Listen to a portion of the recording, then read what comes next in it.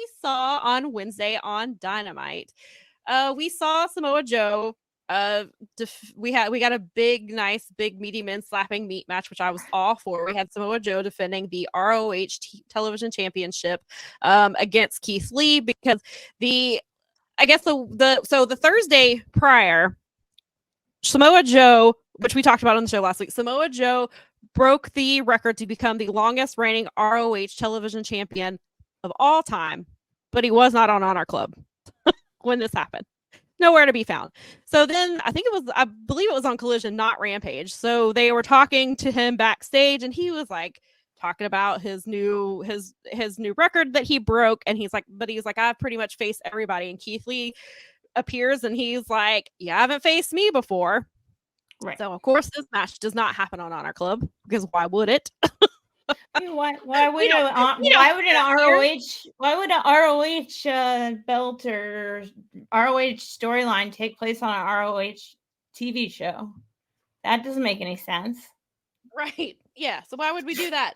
So we got this lovely match, which was fantastic. And then so Samoa Joe retains, and then immediately afterwards, he vacates the title. Yeah. He wants to set his sights on MJF and the AEW World Championship. That part I don't have an issue with. Go Chase. You should have anybody in wrestling should have their eyes set on the World Championship. But the way they handled the TV title is what really bothers me. I think that's because I saw some people, they're like, well, why are they mad at Samoa Joe for wanting to go after that title? That's not what we're mad at. No. We're not mad at that. It's the fact that they could have done several different things with this title, and it just comes off as they don't care about ROH, which we know we've talked about. Tony's plate is very full. He's got a lot going on. There is Collision, and sure, and I've seen people make the argument with like, well, Tony shouldn't have bought ROH. I disagree because I feel like if WWE bought ROH wouldn't exist at all, and their library would be hidden away on Peacock, and they don't care. The buying ROH would just be another property for them and another way to bring in income.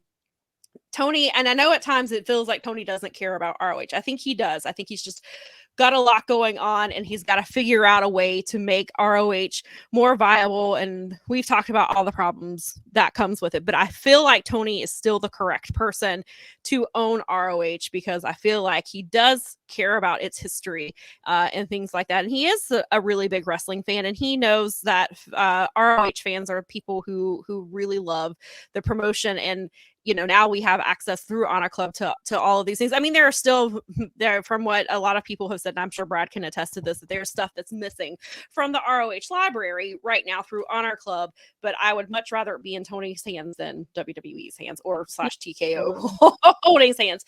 But so back to this situation. So he just lays the title down and was like, I'm vacating the title. Why didn't they just have Keith Lee win the match? I have no idea. That was the most simple thing that they could have done, was just to have Keith Lee take the title right then and there. And then move him to ROH TV, you think? It wouldn't have. Well, the way ROH is defended, ROH titles are defended on AEW on a regular basis, except for Athena's title. So there's that argument. They could. That's because we can't have two ladies match on the Dynamite. Right.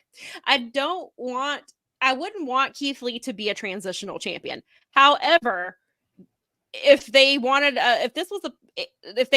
they could have just had Keith Lee hold on to the title until Final Battle, which is December the 15th. Right. Again, I wouldn't want him. I wouldn't be thrilled with it, but I think that's better than vacating the title. And I know that the whole reason they kept doing this is because they wanted Samoa Joe to break the title, and they wanted him to be the longest reigning ROH champion, television champion of all time. But it feels like Samoa Joe doesn't give a damn about A, the title, and B, the record. And Nikki made the point that she's like, I think it's just his character.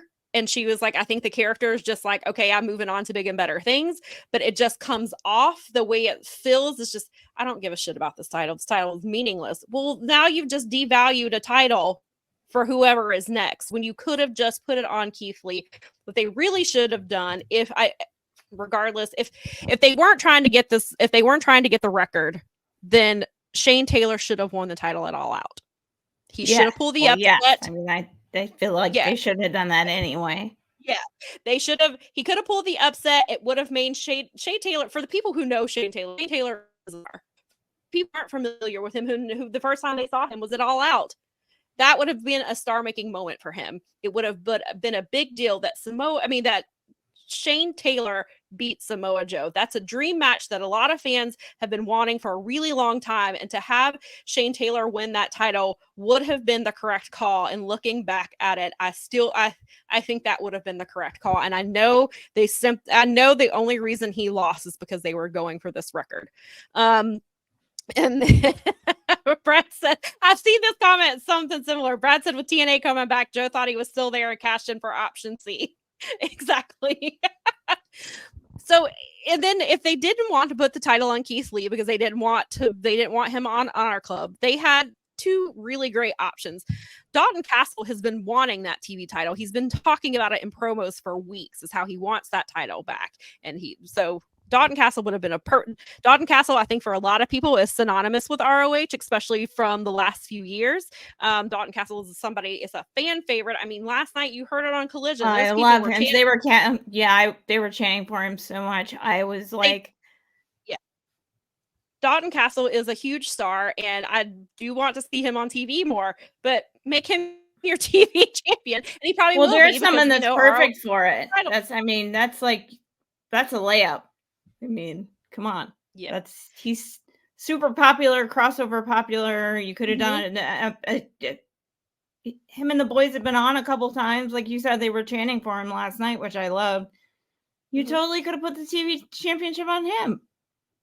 Yeah, absolutely. And then their other option is Mark Briscoe. Mark Briscoe's dream. He's talked about it so many times. His dream. He hasn't gotten it yet. Yeah. His dream is to become the ROH television champion. Mark Briscoe just came back 2 weeks ago.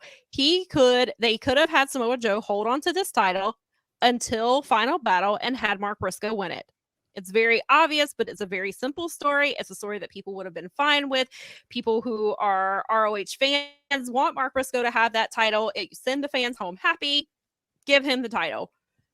Or there's the other option of making Samoa Joe. You can make him Samoa Joe 2 belts again. He held both the television title and the AEW the TNT title. He held them at the same time. So why can't he hold the ROH television title and potentially the world championship? MJF has the tag team titles and the world championship belt in AEW. So Samoa Joe could have easily done the same thing. So, and it felt like, after the show, they announced, ROH tweeted out, and it was like, tune in tomorrow night to see the fate of the ROH television championship. So we're thinking, okay, when we all expected, we're like, oh, Tournament Tony's going to strike again.